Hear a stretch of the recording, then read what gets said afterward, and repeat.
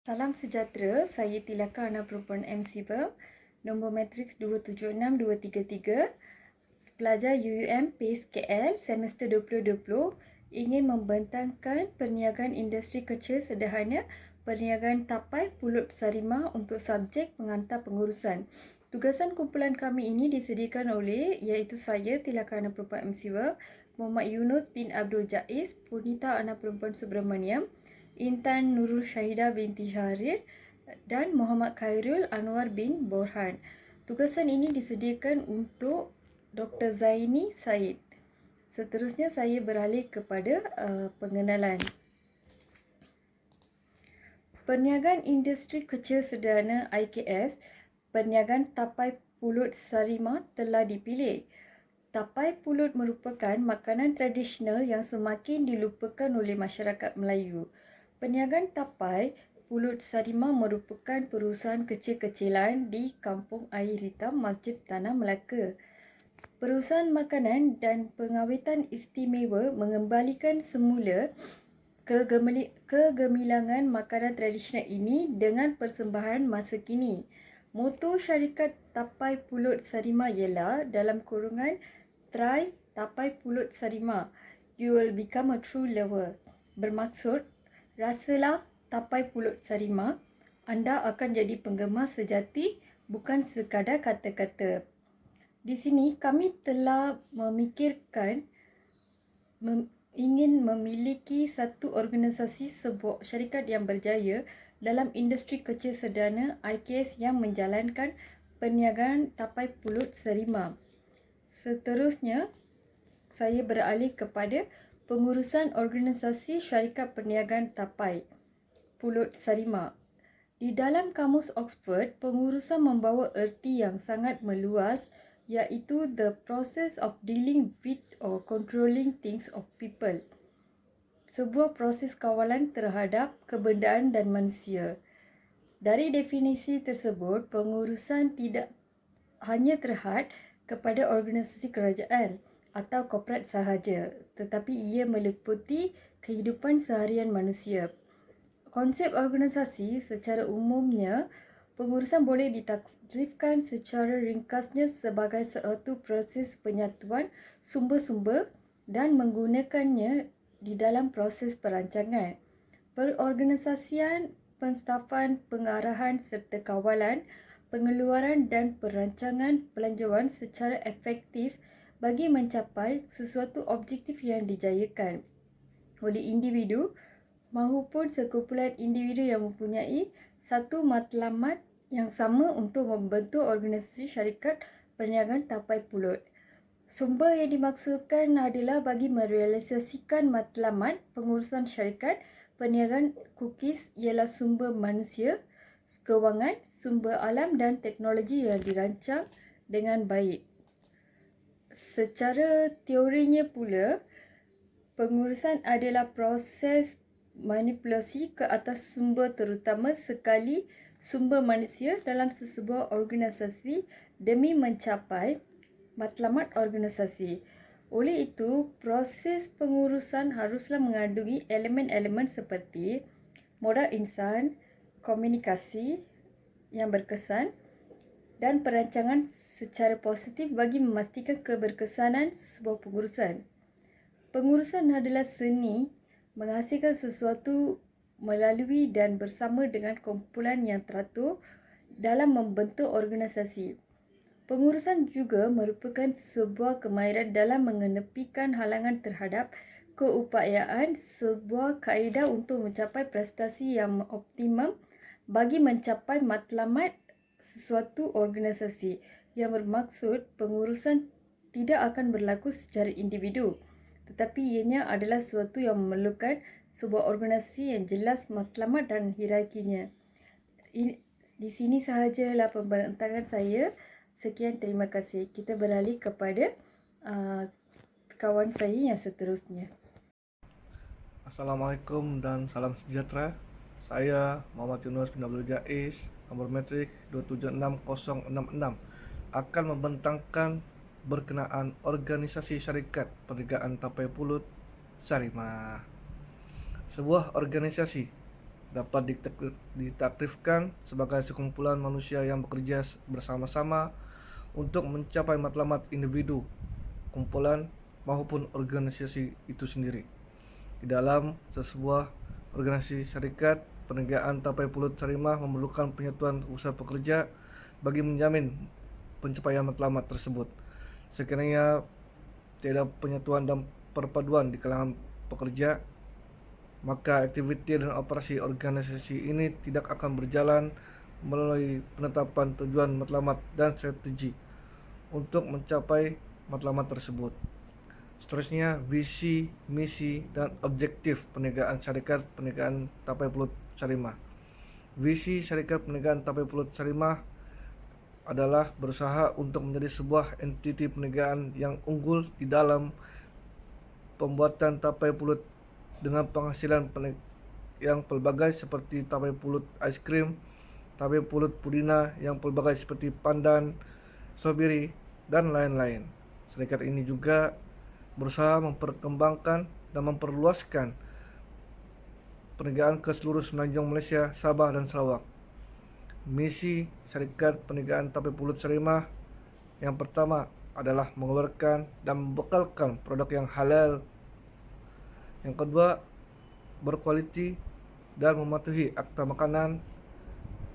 Yang ketiga, memastikan keuntungan yang diperolehi selaras dengan target syarikat. Yang keempat, memastikan syarikat mampu memenuhi permintaan pasaran. Dan yang terakhir, melahirkan tenaga kerja yang produktif dan mahir. Sekian, terima kasih.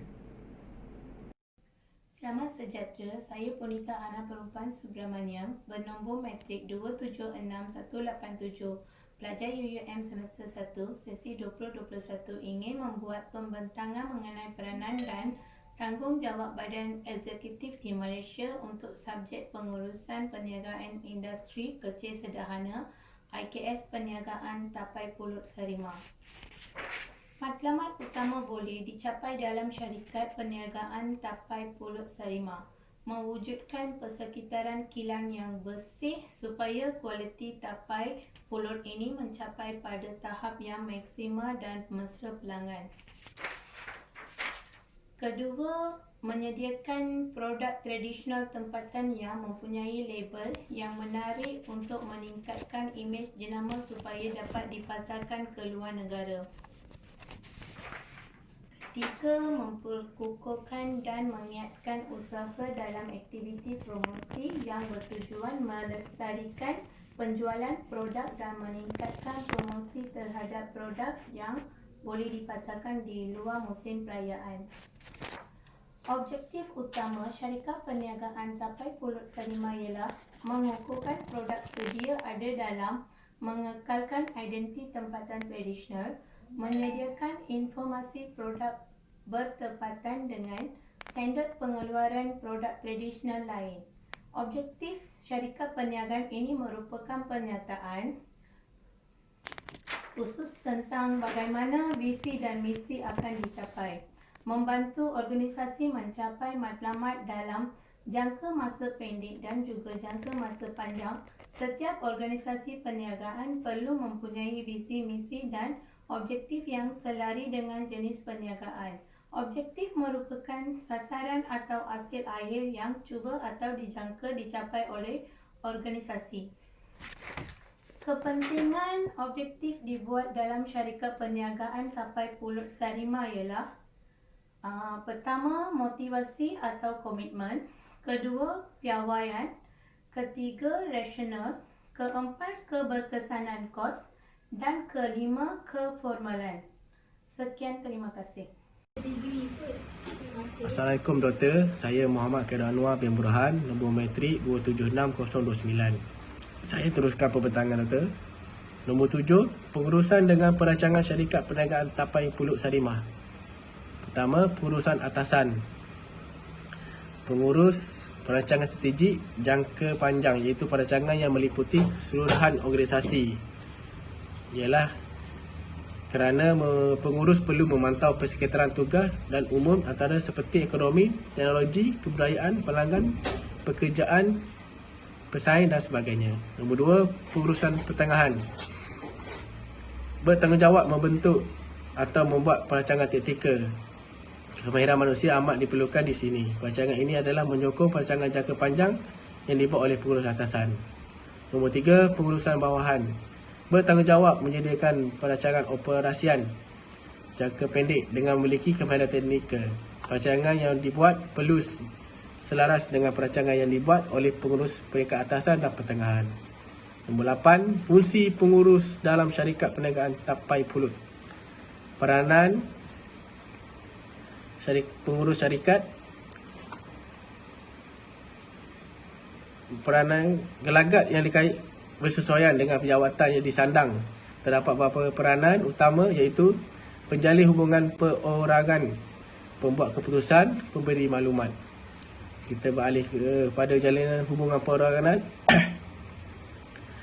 Peranan pertama, peranan tonggak, mewakili jabatan atau organisasi dalam menyambut dan memberi pandangan kepada pelawat, pelanggan atau pihak luar yang memerlukan maklumat. Yang kedua, peranan pemimpin, mengurus juga ketua dalam organisasi sebagai pendorong dan memberi bantuan motivasi, latihan dan tunjuk ajar kepada pekerja lain dalam organisasi. Yang ketiga, peranan hubungan, pengurus sebagai penghubungan antara organisasi dengan pihak luar atau sama kerja. Hubungan yang berlaku sama ada secara rasmi atau tidak, tetapi yang mustahak yang mesti berkesan. Okey, yang pembuatan keputusan. Peranan usahawan, meningkatkan kecekapan dan berkesanan dalam segala aktiviti perniagaan dijalankan. Pengurus perlu berguna daya kreatif dan inovasi mereka untuk meningkatkan kelebihan untuk bersaing dengan pesaing lain dalam pasaran. B, peranan menangani gangguan, menjadi orang tengah untuk menyelesaikan masalah berkaitan kerja, hubungan sesama kerja, masalah berkaitan produk ataupun masalah berkaitan pelanggan. C, merancang dan mengelola sumber-sumber organisasi mengikut kepentingan dan kesesuaian tugas kepada unit-unit kerja atau jabatan tertentu. Penentuan kombinasi sumber yang cekap antara kedua-dua jenis sumber ini akan menghasilkan output yang terbaik. D, peranan perundingan. Seorang pengurus pemasaran membuat rundingan dengan pelanggan untuk mendapat kontrak pembekal barangan syarikat. Pengurus juga terlibat dalam perundingan dengan pekerja, rakan sekerja dan pihak atasan bagi meningkatkan prestasi organisasi. Yang ketiga, pemberi maklumat. A, peranan pemantau. Pengurusan kebiasaannya bertindak memantau kegiatan yang mengumpul maklumat sama ada di dalam atau di luar organisasi. Mereka juga boleh melakukan pemantauan ke atas pekerja atau menyoal pekerja-kerja lain untuk mendapatkan maklumat. Pengurus yang mempunyai maklumat akan lebih bersedia untuk membuat keputusan dan memastikan subordinat melakukan tugas bagi mencapai matlamat. B, peranan penyebar. Maklumat penting memantau semasa mesyuarat atau persidangan biasanya akan disebar kepada subordinat sama melalui memo atau perjumpaan bersama subordinat. Kebiasaannya maklumat ini perlu disaring untuk memastikan maklumat tepat diperolehi. Jadi peranan jurucakap. Pengurusan akan bertindak sebagai jurucakap, bertindak memindahkan maklumat kepada pihak-pihak di luar untuk kerja mereka. Mewakili organisasi dalam perundingan dengan pihak luar, organisasi seperti pembekal, pelanggan, kerajaan dan pelabur. Nombor 9, strategi pengurusan syarikat perniagaan tapai pulut Sarimah. Antara strategi pengurusan terdapat ada 6. Yang pertama, menerap semangat kerja berpasukan. Kedua, mengadakan perbincangan dengan semua pihak termasuk pihak pengurus dan pelaksanaan. Nombor 3, memberi imbuhan kepada pekerja sebagai dorongan untuk meningkatkan kualiti perkhidmatan. Nombor 4, mengikut latihan ikhtisas lanjutan seperti kursus-kursus yang berkaitan untuk mempertingkatkan kemahiran dan kepakaran. Nombor 5, memberi nasihat dan bimbingan kepada semua yang terlibat. Sentiasa menumpu perhatian terhadap perkhidmatan yang cemerlang. Nombor 6, akhir sekali, menerapkan budaya dan etika yang terlibat dengan perbuatan tapak ini. Sekian, terima kasih. Assalamualaikum warahmatullahi taala wabarakatuh. Kepada Dr. Zaini Said, saya Intan Nurul Syahidah binti Syaharit, pelajar semester 1 UiM PSKL, nombor matrik 275995. Saya akan membentangkan tugasan kumpulan bagi tajuk Peniagaan Industri Kecil Sederhana, dan perniagaan yang kami pilih adalah perniagaan tapai pulus harimau. Saya akan membentangkan bab 10, iaitu fungsi pengurusan dalam organisasi syarikat perniagaan tapai pulus harimau. Pengurusan merupakan satu proses sosial. Telah banyak percubaan untuk menganalisis elemen-elemen proses pengurusan ini dan didapati banyak perubahan dan perbezaan di antara pakar dengan pakar yang lain. Elemen-elemen pengurusan akan berlaku dengan lebih cekap dan efektif apabila sumber-sumber di dalam pengurusan seperti tenaga manusia, kewangan, bahan mentah dan teknologi dapat disediakan dalam melaksanakan matlamat organisasi syarikat perniagaan tapai pulut. Oleh itu, setiap elemen berkait rapat di antara satu sama lain bagi menghasilkan keluaran dalam bentuk perkhidmatan. Bagaimana hubung kait di antara sumber-sumber dan elemen pengurusan syarikat perniagaan ini? Ia melibatkan 4 elemen, iaitu perancangan, penyusunan, kepimpinan dan kawalan. Jika kita perhatikan, pengurusan dilihat sebagai satu proses yang melibatkan fungsi keempat-empat elemen tersebut. Fungsi elemen inilah yang menentukan berjaya atau tidak sesuatu organisasi ke arah mencapai matlamat organisasi itu. Di sini saya akan menerangkan bagaimana fungsi dalam setiap elemen memainkan peranan dalam mencapai matlamat organisasi. Pertama, dari segi perancangan. Fungsi pertama ini untuk menetapkan matlamat yang perlu dicapai dalam sesebuah organisasi, menetapkan strategi untuk mencapai matlamat dan melibatkan peringkat pengurusan, pertengahan dan peringkat bawahan. Elemen kedua adalah penyusunan. Fungsi kedua dalam pengurusan yang melibatkan proses penyusunan tugas dan pembahagian sumber. Pengurusan akan membentuk struktur organisasi yang lengkap. Pengorganisasian perlu dilakukan secara sistematik agar matlamat dapat dicapai. Elemen ketiga adalah kepimpinan. Fungsi ketiga dalam pengurusan dalam tahap ini, pengurus harus memastikan segala tugas dapat dilaksanakan dengan baik. Aktiviti ini melibatkan memberikan tunjuk ajar, memberi motivasi dan memberi bantuan kemudahan. Keempat adalah pengawalan. Fungsi keempat di mana aktiviti memantau pencapaian dengan memastikan aktiviti yang dirancang dilaksanakan dan berjalan lancar. Pengurus perlu mengambil tindakan sewajarnya kepada pekerja yang tidak melakukan kerja secara efektif agar sesebuah organisasi dapat mencapai matlamatnya. Seterusnya adalah kesimpulan. Pengurusan merupakan aset terpenting dalam sesebuah organisasi syarikat perniagaan tapai pulus harimau. Dalam era globalisasi, persoalan daya saing dan daya tahan sesebuah organisasi menjadi fokus masa kini. Sesungguhnya pengurusan berupaya memastikan kelestarian sesebuah organisasi itu. Namun, kepincangan pengurusan dalam pengurusan pendidikan termasuklah isu kepimpinan, isu komunikasi dalam organisasi, isu teamwork atau kerja berpasukan dan juga isu membuat keputusan dalam organisasi.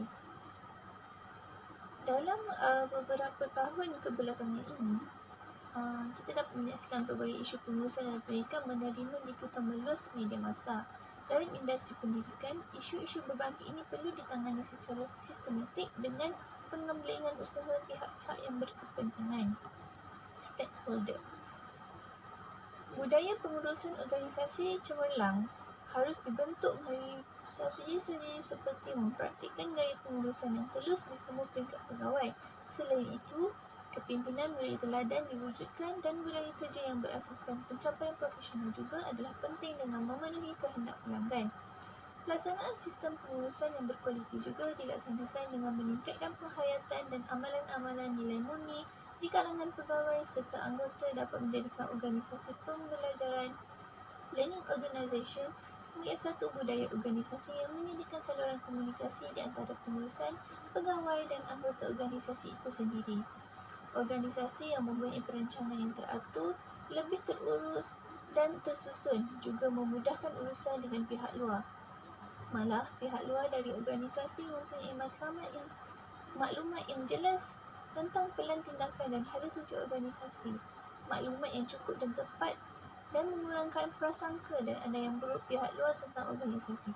Mereka lebih mudah berurusan di samping dengan keyakinan dan kewibawaan organisasi yang teratur akan mewujudkan persaingan yang sihat dengan organisasi. Selain daripada itu, bahagian dan unit dalam organisasi dapat menyusun rancangan dan pelan tindakan pelaksanaan teratur untuk mencapai matlamat organisasi. Masing-masing akan berusaha mempamerkan tindakan pelaksanaan yang tersusun, teratur, paling sistematik dan mampu mencapai objektif dalam tempoh yang diberikan. Fenomena ini mewujudkan persaingan sihat dalam organisasi itu sendiri. Sekian dari saya. Terima kasih.